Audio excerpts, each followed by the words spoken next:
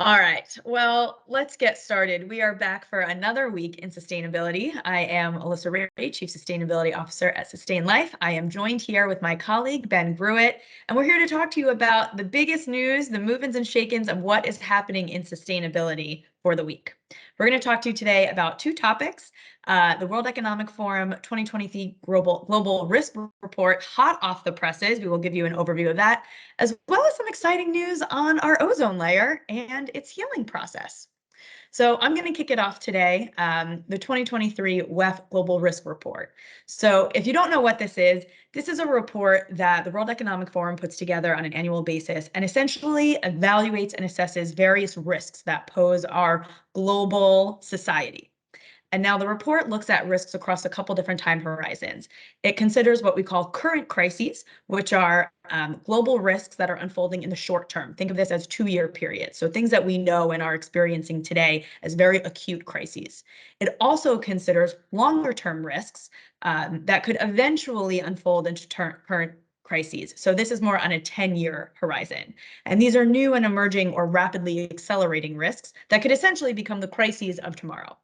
And what the report does is it looks at all of these and it tries to understand how prepared are we or are we not for these? What are the problems and implications? And what does essentially our global societal risk profile look like? So how did the results come in, you might have asked?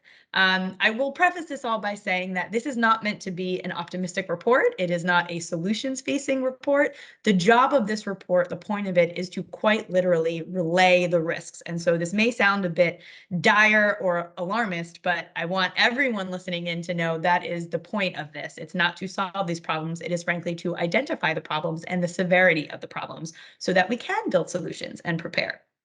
So a little bit of a high-level overview. Half of the risks over the short-term 2-year crisis are associated, to no surprise, with environmental and climate crisis. And over the 10-year horizon, climate change jumps to the #1 spot. In the 2-year horizon, it's ranked at #4, and in the 10-year horizon, #1 long-term risk that we need to think about. So at a very high level, again, these are some of the trends and kind of undertones of what's happening in the world and why we see these risks. So geopolitical and economic trends are the primary drivers for the environmental and societal crises that characterize the next decade. We have the cost of living crisis, which today on the short term ranked as #1 most severe risk over the next 2 years. And that is followed by the energy supply crisis, rising inflation, and food supply crisis. And these are things that you should recognize. We talk about them on this show. You read about them in the paper. These are the short-term crises that we see and experience today across the world. Now, biodiversity loss and ecosystem collapse are considered the fastest deteriorating risk over the next decade. So that's a bit of a red alarm alert. All 6 environmental risks hit the top 10 risks over the next 10 years. So all of the environmental risks that were assessed are all ranked top 10 in that 10-year time horizon.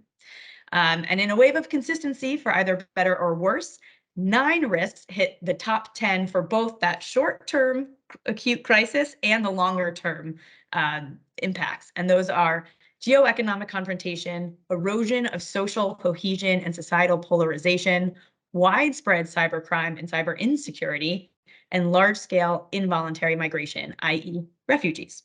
Okay, we can't talk about the WEF report without talking about climate mitigation and adaptation efforts. And those are frankly poised for some risky trade-offs while nature continues to collapse in our midst. So of all the risks covered in the report, we are the least prepared for the climate and environmental risks. There is a deep divergence between what is scientifically known to be required to achieve net zero and what is becoming politically feasible, given the realities of today. We also have the demands of all of these other crises that we've just spoken about. We can make this tangible by thinking about the energy crisis from Russia's invasion of Ukraine and how that will reduce the speed and scale of climate mitigation efforts over the short-term period. And we know that climate change and biodiversity are intrinsically linked, and without political change and investment overhaul, the compounding effects of climate change and biodiversity loss, think food security, natural resource consumption, are going to accelerate ecosystem collapse, which will threaten food supply and livelihoods and amplify the impacts of natural disaster in vulnerable communities. Again, it sounds a little bit alarmist, but that is the job of this report, is to identify risks. You can't manage what you don't measure. You cannot mitigate what you don't know about. So we'll certainly be keeping everyone poised on updates there. But I want to hand it off to Ben to give us some good news. What is going on, Ben, with the Earth's ozone layer? Yes, thanks, Alyssa. On the backs of that report, we do have some good news, which is good. And actually, there's some implications for this. So I think it's a good tie-in to the report you just talked about with WEF. So a new UN report finds that the hole in the Earth's ozone layer, which risks exposing people to harmful ultraviolet rays from the sun, is set to be completely healed over most of the world within the next 2 decades. So it's expected to heal over the inhabited world by 2040, the Arctic by 2045, and the Antarctic by 2066. You may remember, and a lot of people may remember, there was pretty large alarm sounded by scientists in the 1980s over how quickly the ozone layer was disappearing due to the rampant use of ozone depleting chemicals. This was addressed in the 1989 Montreal Protocol, which was an international agreement that helped eliminate 99% of these chemicals. And some of these chemicals, such as CFCs, double as potent greenhouse gases, which gives you a sense of just how impactful the Montreal Protocol has been since then. So why does this matter? Two reasons. The first is that this report is also the first to look at the potential impact of the ozone layer uh, being impacted by solar, geoengineering, which is a proposed climate intervention where reflective particles such as sulfur are gassed in large quantities into the atmosphere to deflect sunlight and consequently reduce global heating. I'm personally a little hesitant about this practice, not because it may not work, but because I think more research needs to be done. Anytime you manipulate a complex system in a new way, there's always unintended consequences for better or for worse. In this case, there's some evidence that shows using large amounts of sulfur could impact the ozone layer, which would negate all of the effort of letting that heal after the Montreal Protocol was enacted. The second reason, though, much more optimistic.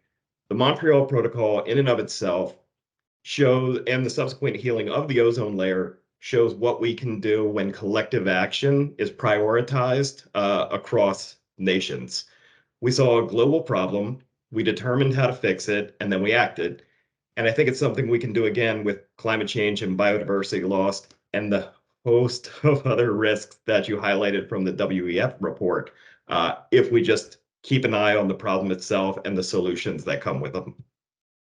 Well, I certainly hope so, Ben, but thanks again for kind of giving us a little bit of an uplift after the dire risks of the WEF report.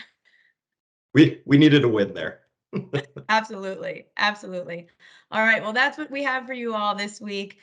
We will see you next week for another batch of important sustainability stories. Thanks for joining us, and we will see you then.